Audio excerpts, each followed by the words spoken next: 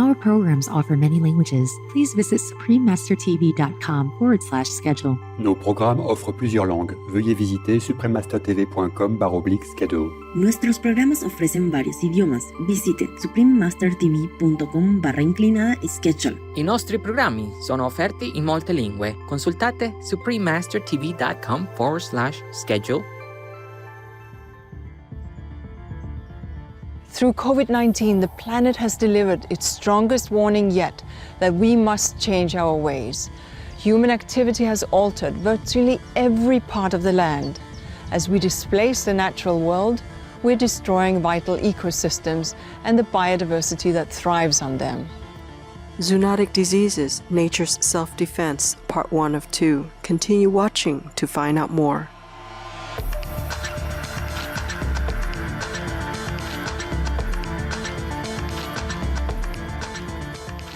Gamarjoba means hello in Georgian. I'm Andrea. The people of Autonomous Republic of Adjara in Georgia wish you all the best in pursuing your miraculous lives as you consider the welfare of other human beings, animals, and the natural environment.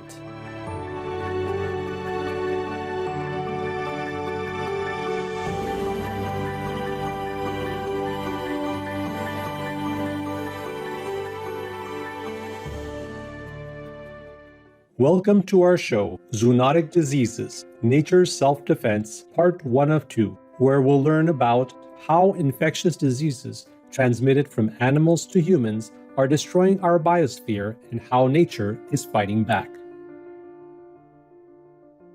For centuries, humans have been abusing Mother Nature and ignoring her pleas to stop. Much of what we take for granted, our health, or even a walk, a breath of fresh air, feels in jeopardy. Through COVID-19, the planet has delivered its strongest warning yet that we must change our ways.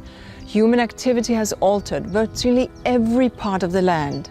As we displace the natural world, we're destroying vital ecosystems and the biodiversity that thrives on them. We are causing climate change, harming our ability to feed ourselves, opening the door to new illnesses such as COVID-19. It's time to listen to the planet's warnings. This is why we are asking you to act to protect nature. Actions for nature means a lower risk of future pandemics, achieving the Sustainable Development Goal, slowing climate change, healthier lives, better economies, being able to cherish that breath of fresh air or walk in the woods, protecting life itself. In a post-COVID world, we need to build back better. We need to protect the planet to protect ourselves. This means ensuring a healthy, natural world.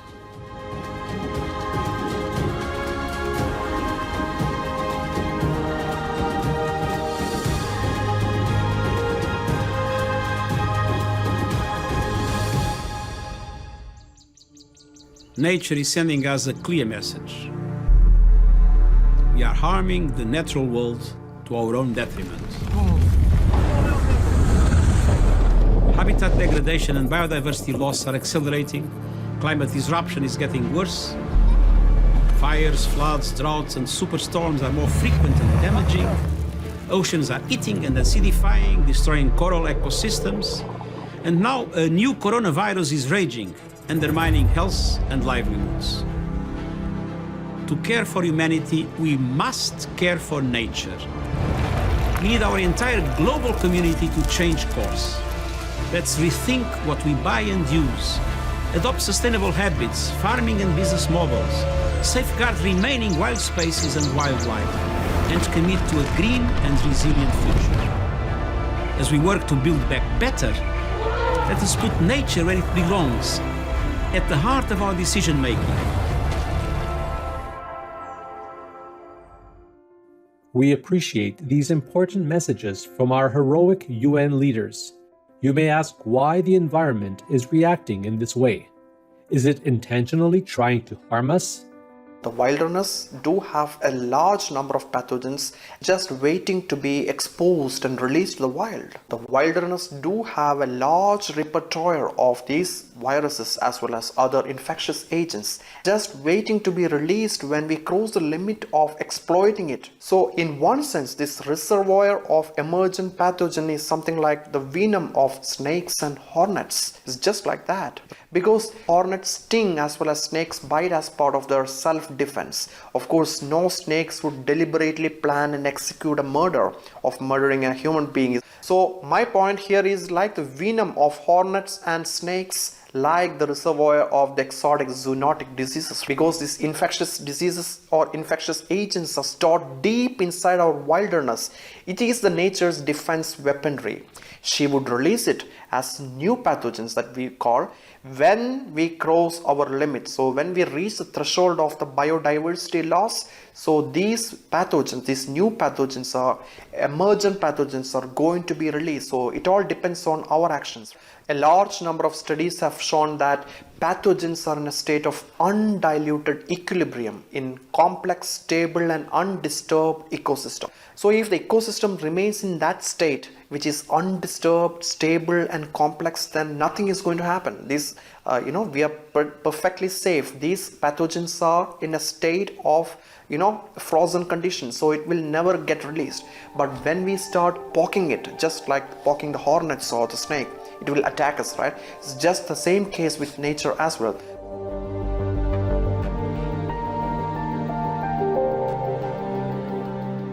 Dr. Bast's clear analogy makes it easier to understand the link between environmental damage and animal-related maladies.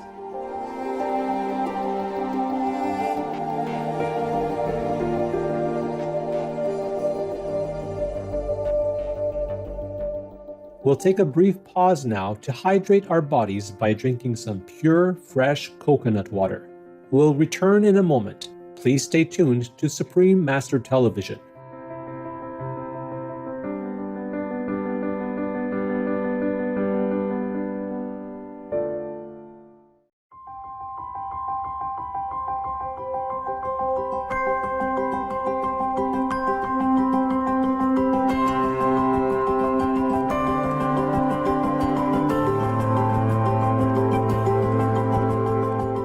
Attentive viewers, welcome back to our show.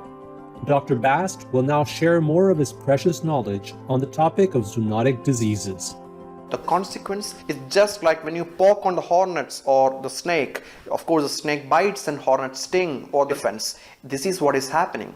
So nature to fight back when disturbed for the sake of the defense of the nature. When the threshold of that biodiversity loss is crossed, reserved pathogens get released. And that is what we now call new pathogens. So you might wonder, what are the explicit reasons for these emergent diseases? What actions of us is responsible apart from the deforestation? Of course, deforestation is an obvious reason for it. So there are other reasons as well. For example, exotic bush meat trade.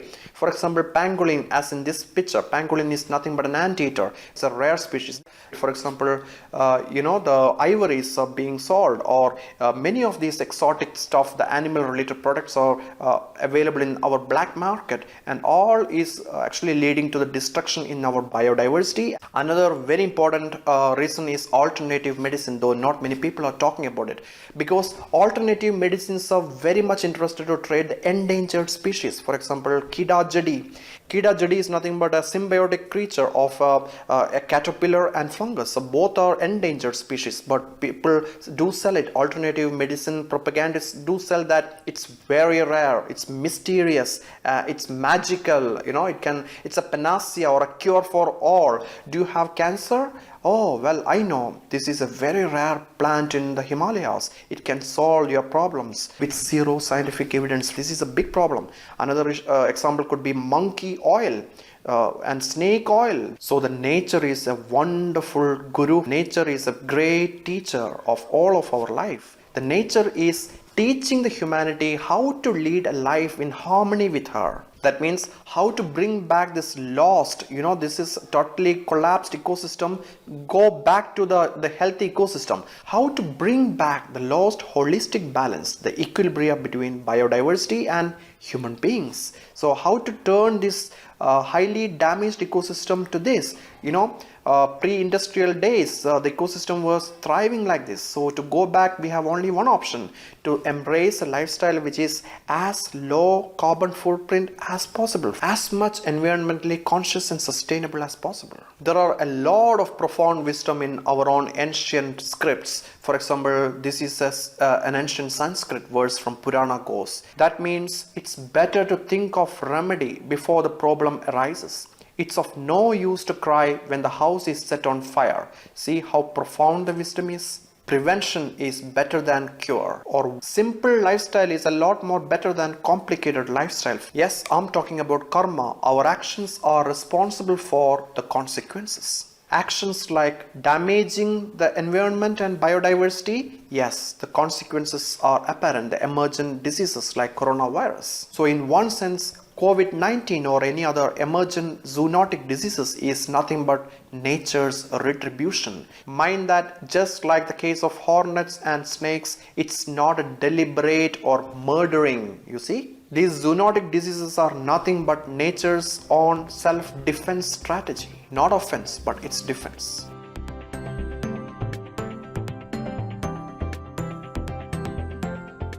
Thank you, Dr. Felix Bast, for your timely insights into one of nature's self-defense mechanisms. It's clear now that following a simple, vegan, and eco-friendly lifestyle is all we need to do to restore Earth's biodiversity and protect our health from pandemic zoonoses such as COVID-19. Also, we would like to take this opportunity to express our deep appreciation to the world leaders, scientists, and medical professionals who sacrifice their valuable time and energy for the sake of all beings on our magnificent planet.